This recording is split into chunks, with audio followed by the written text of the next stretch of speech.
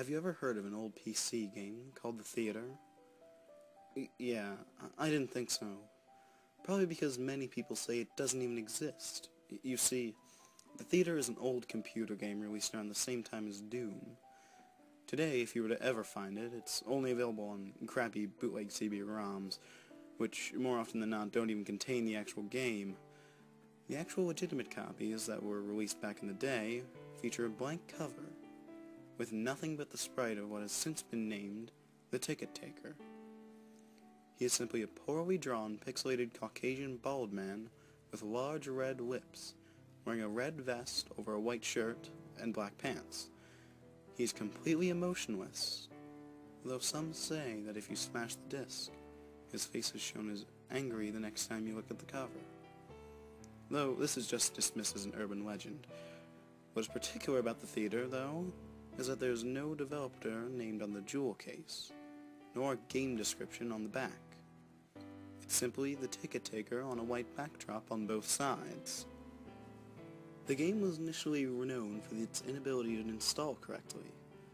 The installation process immediately locks up the computer when the user reaches the license agreement.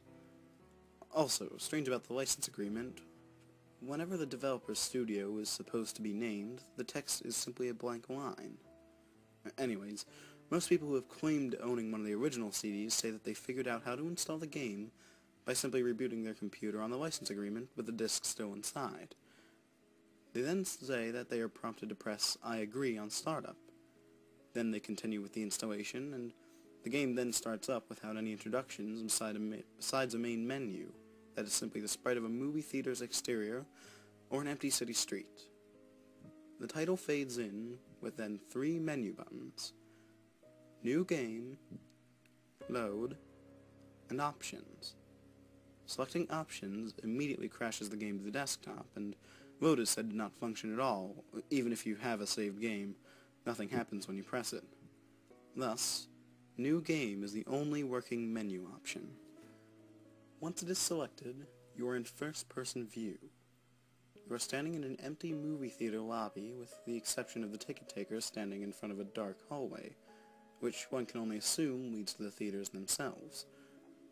There's nothing to do but look at the poorly drawn, mostly illegible movie posters, or approach the ticket taker. Once the player moves toward the ticket taker, a very low quality sound clip plays saying, "Thank you. Please enjoy the movie," along with a speech box saying the same thing.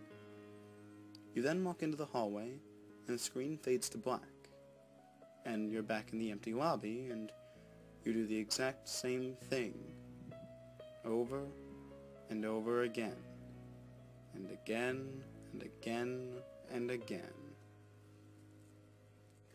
While this may sound like a really horrible game, a number of peculiar things occur as you continue to play it. The number of times that you have to continue in this hall after giving your ticket to the ticket taker before the strange events happen is unknown. Most state that it's completely random and could take anywhere from the first playthrough to the 400th. What happens, though, has deeply disturbed some players. The first occurrence is when the player fades back in after walking in the hallway. This time, they will notice the ticket taker is completely absent. The player then, without any other options, decides to walk in the dark hallway. The sound clip and text box mentioned previously still play in the absence of the ticket taker, but when the player walks in the hallways, the screen does not fade out. It just goes pitch black as they walk deeper and deeper into the hall. But the player's footsteps sound clip is still playing as they continue to push the up button on their keyboard. Those claiming to have played the original game report to have felt extremely uncomfortable walking down this hallway, anticipating the whole way that something horrible was happening. Well, eventually the player is unable to move forward, and there's nothing for a few moments before a strange sprite that is described as the ticket taker, but with a swirl for a face, appears, and stands before the player. The original players of the game say that their bodies immediately froze up, and their stomachs churned when they saw the sprite, which was appropriately named the swirly-head man. Nothing happens as the swirly-head man stands before them. Then, suddenly, a piercing screech plays as the game glitches out. This lasts for a few minutes, with the screeching being continuous. Then, the players abruptly return to the lobby, with all sounds and graphics as they should be. The game continues normally for the next couple of cycles of entering the hallway, with a couple of the original players claiming that the swirly-head man would briefly appear and disappear in the corner of the screen, as a brisk yelp sound effect plays.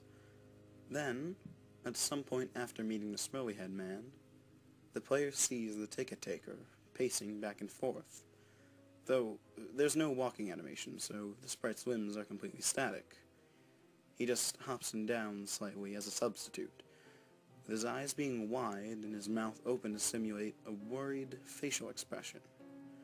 Some players noted that the movie posters had been replaced with images of the swirly-head man, which caused them to immediately turn their character's head away from the posters and approach the ticket taker. Then, another different, low-quality sound clip plays, where the speech box contains nothing but corrupted characters that cause whatever text that would have been in the box to be completely illegible. Due to the extremely low quality of the sound, it is debated by players what exactly the ticket taker says at this point, though it is widely agreed that he says, "Never reach the other levels." Then, the screen fades out once again, and returns the players back to their original starting point in the lobby. But the ticket taker is gone, and the hallway is blocked by a large brick wall sprite. Touching the brick wall will immediately crash the game, and that's all there is to it. No one knows what the other levels are, or how to gain access to them, nor it is known why the swirly-head man causes such acute fear in those that seen him in the game. All the other original copies of the theater have been lost or destroyed, but the creepiest part is the fact that it's all the original players of the game. They claim to see a brief glimpse of the swirly-head man out of the corner of their eye.